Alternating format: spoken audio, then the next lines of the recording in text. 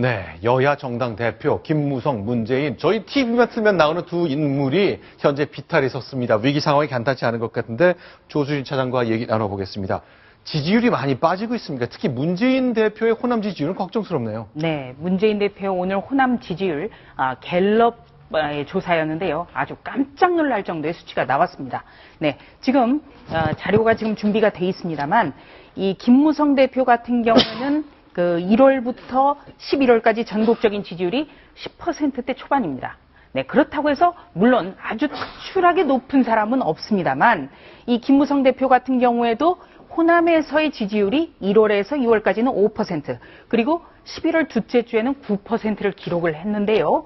이 문재인 대표의 호남 지지율이 오늘 조사된 자료에 따르면 5%, 그러니까 여당 대표보다 4%포인트나 낮은 겁니다. 제가 여기에 대해서 새정치민주연합의 한 중진 의원에게 반응을 물어봤는데요. 네. 정말 역사적인 수치다. 네. 네, 이렇게 평가를 했습니다. 지금 새정치민주연합의 대표, 그리고 가장 유력하다는 대선 후보가 텃밭이라는 호남에서 5%의 지지율을 기록한 것은 앞으로도 아마 전무후무할 거다. 이런 반응까지 나오고 있습니다. 지금 새정치민주연합에서 문재인 대표 책임론이 굉장히 비등했는데요. 비등하고 있는데 이 호남에서의 지지율 5%의 기록이 아마 그런 책임론이라든지 사퇴론을 더 부추길 가능성이 높습니다. 자, 그래서 그런지요. 안민석 의원이 오늘 굉장히 눈길을 끄는 얘기를 했습니다. 라디오에 출연했는데, 자, 이게 맞는 얘기인지 모르겠습니다. 실제로 이런가요? 문재인 대표가 책을 그렇게 좋아한다. 뭐 책 좋아하는 건 탓할 게 없습니다만 이런 정도인가요? 날마다 책을 읽으시거든요. 정치라는 게 책을 만나는 게 아니라 사람을 만나는 겁니다.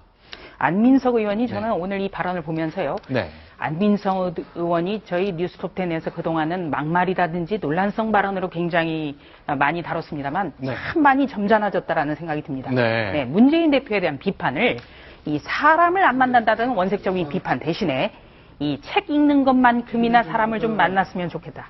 그 사람의 숨소리를 듣고 같이 호흡하면 좋겠다라고 애둘러서 지적을 한 겁니다. 자, 이렇게 호남의 지지율이 빠지고 있고 이건 사실 정치인 하는 분들한테 좀 치명적인 지적일 수 있습니다. 책 그만 보시고 사람 좀 만나십시오.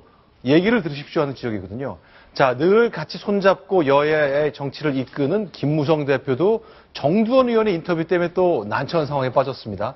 네, 보통 그렇습니다. 일이 아니네요. 예, 이 정두원 의원 같은 경우에는요. 네. 오늘 한 일간지 인터뷰에서 박근혜 대통령과 김무성 대표에 대해서 아주 모진 얘기를 했습니다. 네. 네, 우선 보시는 것은 바로 박근혜 대통령에 대한 비판인데요. 다들 벌거벗은 임금님 앞에서 옷이 아름다우십니다만 연발하고 있다. 유승민 의원 상가에 조화를 보내느냐 마느냐로 논란이 벌어진 것도 우스꽝스럽다. 국가적 위기 상황이다. 다시 말해서 박근혜 대통령을 벌거벗은 임금님에 비유를 한 겁니다. 그리고 김무성 대표에 대해서도 비판을 했습니다. 김무성 대표에겐 기대하기가 어렵다. 박 대통령에겐 신도들이 있다. 그게 두려워서 다들 침묵하고 있는 것 같다.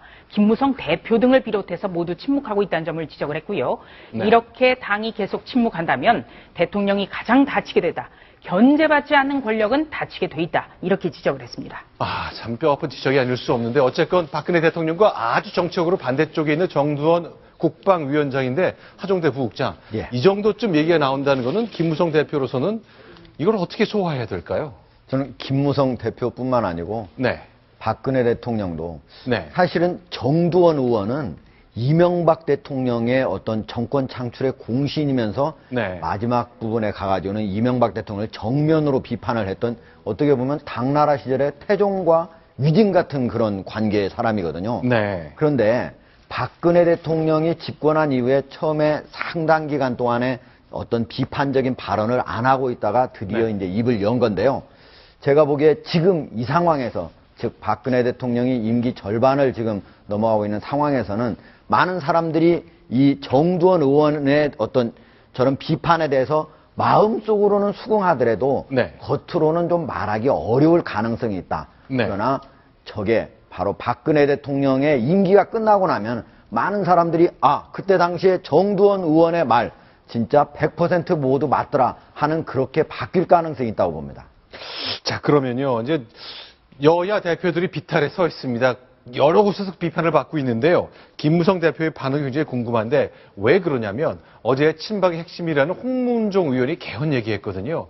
어떻게든 헌법을 바꿔서 어떻게 체제를 바꿔보자는 제안을 했는데 김무성 대표가 이렇게 반응을 했습니다. 역시 김무성 대표와 대통령의 관계와 아주 깊게 맞닿아 있습니다. 확인하겠습니다.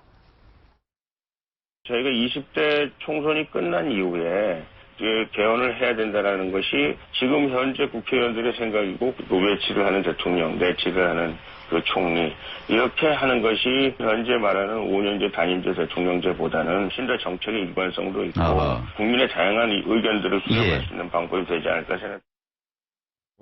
지금 이제 정부 임기 말로 다가가면서 개헌 논의가 시작될 타이밍 됐다는 데는 동의를 하시나요? 개헌 이야기는 저는 안 하겠습니다. 그럼 새 정부에 결국 도움이 될 거라는 취지로 말씀을 하셨는데요. 개헌에 대해서 이야기 안 하겠습니다. 시기상 내용상 적절했다고 보시는지 개헌? 이야기 안 하겠습니다. 네, 3번 재차 질문을 받는데 개헌에 대해서는 얘기하지 않았다. 자, 김무성 대표도 개헌과 관련해서 일종의 트라우마가 있는 거죠? 그렇습니다. 바로 네. 작년 10월에 상하이에서 개헌 본물 이렇게 얘기를 했다가 아주 청와대에서 직접적으로 고위 관계자가 비판 브리핑을 하는 아주 이례적인 상황까지 부닥쳤죠. 네. 그런데 김무성 대표가 저렇게 개헌에 대해서는 얘기하지 않겠다라고 하는 데는 속내가 있을 것 같습니다. 그러니까 자신이 개헌 얘기를 했을 때는 바로 청와대에서 즉각 나서서 비판까지 했는데요. 누구는 되고 누구는 안 되는 것 아니냐 이런 점도 묻고 있는 것 같습니다. 자, 그런데 이제 일단 입을 안 닫겠다 했는데 일단 친박의 홍문종 의원이 저 얘기 꺼낸 것 자체가 큰 논란을 일으키고 있습니다. 이거 왜 꺼냈다고 봐야 되는 건가요? 글쎄 이제 결국은 청와대와 교감이 있느냐는 문제인데 청와대에서 네. 공식적으로 말도 안 되는 소리 하고 있다 이렇게 반박을 했습니다. 네. 하지만 청와대의 속내가 진짜 뭔지는 우리는 알 수는 없는 노릇이고 다만 개헌이라는 것이 예전에 김무성 대표가 어떤 개헌 발언을 했을 때 청와대에서 강력하게 반박하지 않았습니까? 그래서 김무성 대표가 속된 말로 말을 그냥 바로 걷어들인 거고. 네. 그런데 지금 만약에 홍문종 의원이 청와대에 어떤 교감도 없이 이런 얘기를 했다. 그러면 이게 바로 대통령 말하는 배신의 정치 아니겠습니까? 네. 그렇기 때문에 저는 청와대에 어느 정도의 사전 교감이 있지 않을까 이쪽에 개인적으로 방점을 좀 두고 있습니다. 일단 뭔가 교감하에 얘기했을 것 같다. 그렇지 않고서요. 이것은 큰 배신일 수밖에 없으니까 그런 해설인데 이제는 어떤 흐름을 갈지 좀 지켜봐야 되겠네요. 일단 에드벌룬 띄어진 듯한 인상을 받았습니다. 자, 지금까지 5가지 소식 정리했고요. 채널A 사회부의 임도현 차장은 여기서 좀 인사를 드려야 되겠습니다. 계속 제작하셔야 될 것 같으니까 수고하셨습니다. 감사합니다. 자, 이번에 6번째 소식입니다. 역시 순위 확인하고 돌아와서 얘기 나누겠습니다.